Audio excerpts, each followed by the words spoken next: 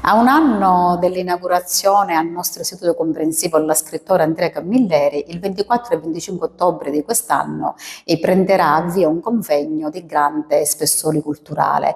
Il convegno sarà suddiviso in 2 giornate in 4 sessioni. Ogni sessione ci saranno gli interventi di grandi scrittori, giornalisti, dove farà il filo conduttore di queste 4 sessioni la scrittrice Arianna Mortelliti, la nipote dello scrittore Andrea Camilleri.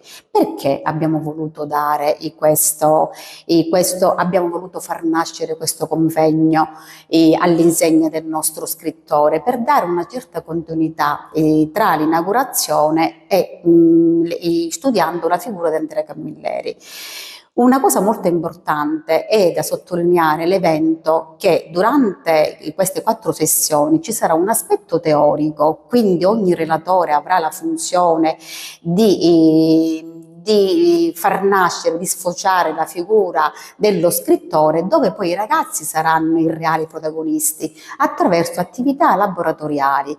Quindi le sessioni saranno animate da questi ragazzi, perché hanno preparato già attraverso un intervento programmatico ciò che andranno a fare, a realizzare con lo scrittore della sessione pertinente.